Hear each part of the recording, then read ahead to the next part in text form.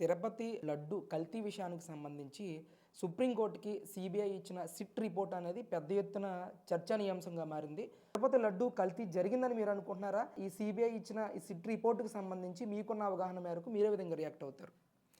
సరే, ఇప్పుడు ఇన్ని సంవత్సరాల నుంచి అంటే గత 50 సంవత్సరాల నుంచి లేని డిస్కషన్స్ ఇప్పుడు ఎందుకు వచ్చింది అంటే ఎక్కడ ఏదో జరిగింది కాబట్టి బయటకు వచ్చింది.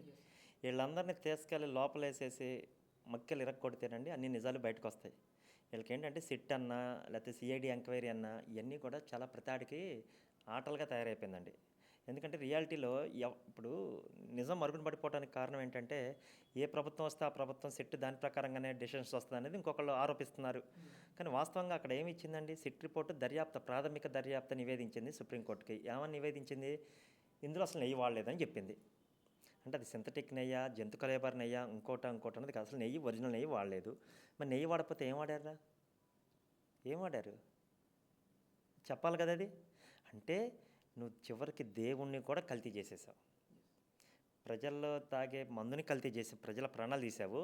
అది ఏ ఇంట్లోకి వెళ్ళినా, ఏ గుడిసెలోకి వెళ్ళి అడిగినా, ఏ చిన్న వాళ్ళని అడిగినా చెప్తారు. అలాంటిది ఈరోజు పూర్తి నివేదిక వచ్చేస్తే కనుక పబ్లిక్గా నడి బజార్లో వీళ్ళందరినీ కూడా శిక్షించాలండి. నిజంగా దేవుడి పేరు మీద చెప్పి, దేవుడి పేరు చెప్పి, దేవుడి కోసం తయారు చేసినటువంటి ఆ పాపం ఎవరికంటుందండి? ఎక్కడ కడుక్కుంటే పోతారా మీకు ఈ పాపాలన్నీ? అసలు ఈరోజు ప్రాథమిక దర్యాప్తులు మీరు నివేదికలో చదవండి. అంటే వీళ్ళు ఏమంటారంటే దానికి గవర్నమెంట్ మీదే కాబట్టి పైనుంచి కింద దాకా మీకు నచ్చినట్టు మీరు రాయించేసుకోండి అని అంటారు. అంటే గత 50 సంవత్సరాలు అంటే గతంలో కూడా కాంగ్రెస్ పరిపాలించింది కదా, గతంలో కూడా ఉంది కదా. మరి అప్పుడు రాలేదే? మీ నాన్నగారి టైంలో చేశారు, అప్పుడు ఎలిగేషన్స్ రాలేదే? ఇప్పుడే ఎందుకు వచ్చాయి? అంటే ఏదో జరిగింది కాబట్టి.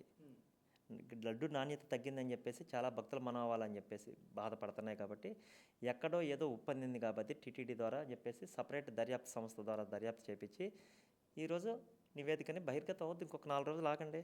అప్పుడు ఏం చేయాలి సార్? వాళ్ళని ఏ బాట చెప్తూ కొట్టాలా? అంటే డబ్బు ధనదాహం ఇంకా సరిపోవట్లేదు జగన్మోహన్ రెడ్డి. మీకు ఎన్ని వందల వేల కోట్లు చేయాలి? చివరికి దేవుడిని అపవిత్రం చేసి, దేవుడిని నమ్ముకున్న భక్తుల మనోభావాల్ని నమ్మకం దెబ్బతీసి, అందరి వ్యవస్థల్ని దెబ్బతీసేసి చివరికి నువ్వు సాధించింది ఏంటి?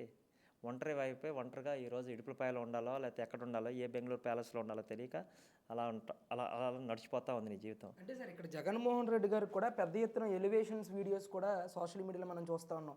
అంటే ఏ పక్షాన కూడా ఈ తిరుమల తిరుపతి లడ్డూలో కల్తీ నెయ్యి వాడలేదు అని చెప్పేసి వైసీపీ సోషల్ మీడియా మొత్తం పెద్ద ఎత్తున చేస్తుంది. నేను అదే అడుగుతున్నాను సార్, కల్తీ నెయ్యి వాడలేదు అని చెప్పేసి మీకు ఎవరు చెప్పారు? సిట్ ఏమన్నా ఇచ్చిందా? క్లీన్ చిట్ ఇచ్చిందా ఏమన్నా? నిజంగా క్లీన్ చిట్ ఇస్తే జగన్మోహన్ రెడ్డి ఆగుతాడా? నోటికొచ్చినట్టు 100 అబద్ధాలను 1000 అబద్ధాలు ఆడేసి ప్రెస్ మీట్ పెట్టి చెప్పే ప్రతి అబద్ధాన్ని నువ్వు అందంగా నోరు ఆర్పకుండా కళ్ళు ఆర్పకుండా చెప్తావే.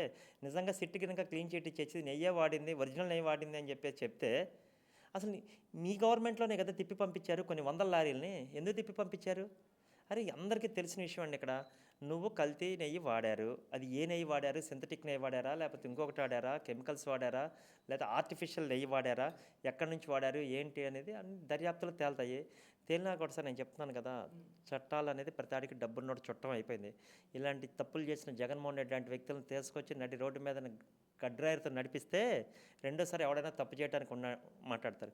ఇక్కడ గవర్నమెంట్ కూడా నేను తప్పు పడుతున్నాను సార్. ప్రస్తుతం నా కూటమి ప్రభుత్వాన్ని కూడా నిజంగా తెలిసింది సార్, అన్యాయం జరిగిందని తెలిసింది. మీరు ఏం బీగుతారు? ఏమైనా చేయగలరా? వాళ్ళ బాబాయ్ హత్య కేసు జరిగింది, ఏం చేశారు? రిషికొండ ప్యాలెస్ కట్టాడు, ఏం చేశాడు? ఇవన్నీ మనం మాట్లాడుకోవడానికి బాగుంటాయి. అంటే నేనేం ఫ్రస్ట్రేషన్తో చెప్పట్లా, వాస్తవాలు చెప్తున్నాను. తిరుమల తిరుపతి దేవస్థానం యొక్క భక్తుల మనోభావాలతో ఆడుకున్న వ్యక్తి తిరిగి మళ్ళీ దబాయిస్తా సోషల్ మీడియాలో ట్రోలింగ్స్ ఏది వాళ్ళ వైసీపీ బ్యాచ్ అంతా కూడా మాకు క్లీన్ చిట్ ఇచ్చింది, మీరు ఏం పీక్కోండి అని చెప్పేసి వెళ్ళి మళ్ళీ తిరుపతి మెట్లు గడిగేసి వస్తూ ఉన్నారు. అంత అవసరం లేదు నాయన. ఎవ్వరు జగన్మోహన్ రెడ్డికి అంత మరీ దారాదత్తం చేసి ఎక్కర్లేదు. మీ నాయకుడేం గొప్పోడేం కాదు, మహాత్ముడేం కాదు. అర్థమైందా? ఏ విధంగా చూసుకున్నా కూడా జగన్మోహన్ రెడ్డి వెళ్ళాల్సింది మాత్రం శ్రీకృష్ణ ధర్మస్థానానికి. కాకపోతే ఈ రోజా రేపు అనేది తెలుసుద్ది. అంటే ఇప్పటికీ కూడా తిరుపతి భక్తుల మనోభావాలను దెబ్బతీసే విధంగా కూటమి ప్రభుత్వం చర్యలు ఉన్నాయి. కూటమి ప్రభుత్వం అధికారంలోకి వచ్చిన తర్వాతే తిరుపతి మొత్తాన్ని కూడా భ్రష్టు పట్టించారని చెప్పేసి పెద్ద ఎత్తున మాట్లాడుతున్నారు వైసీపీ వాళ్ళు. ఏంటండి భ్రష్టు పట్టించడం అంటే? మీ ఉద్దేశం ప్రకారం ఏం చేశారు?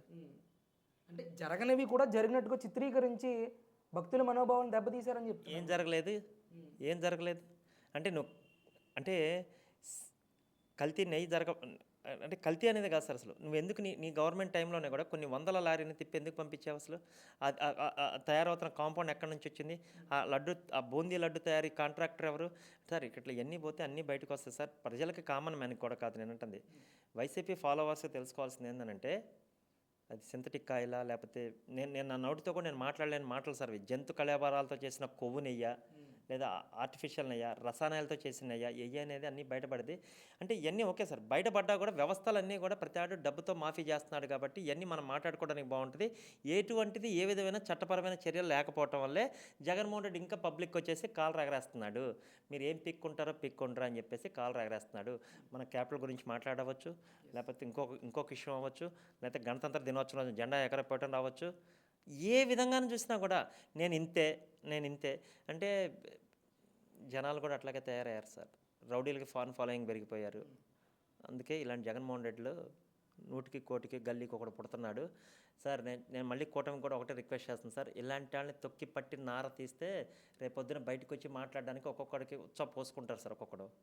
నేను చెప్తుంది అదే సార్. ఇంత నిస్సిగ్గుగా పచ్చిగా ఇంకా అబద్ధాలు ఆడతా కూడా మేము చేయలేదు, మేము కాదు, మళ్ళీ తిరిగి మేమేదే మీకు కూటమి ప్రభుత్వం ఉంది కాబట్టి మీరు పైనుంచి కింద దాకా సిట్ని మేనేజ్ చేశారని అంటే, సిట్ ఏం చెప్పింది? సింపుల్ క్లియర్గా ఒకటే చెప్పింది, క్రిస్టల్ క్లియర్గా ఇందులో నెయ్యి వాడలేదు అని చెప్పింది. అంటే దాని అర్థం ఏంటండి? కల్తీ నెయ్యి వాడినట్టే కదా. అరే మీరు చేసిన పాపాలు ఏ గంగా నదిలో కడుక్కుంటే పోతుంది, ఎక్కడికి పోతే పోతారా బాబు మీ పాపాలు? నిజంగా ఇలాంటి పొలిటీషియన్స్ ఉంటారా? ఉంటే ఇలాగ కూడా ఉంటారా? ఇలాగ కూడా చేయొచ్చా? అందంగా అబద్ధం ప్రెస్ మీట్కి వచ్చేసి రాసుకున్న స్క్రిప్ట్ని తప్పు పొల్లు పోకుండా చదివి నీకు నిజంగా ఏమన్నా అవార్డు ఉంటే ఆస్కర్ అవార్డు ఇవ్వచ్చు జగన్మోహన్ రెడ్డి అనుకోకే.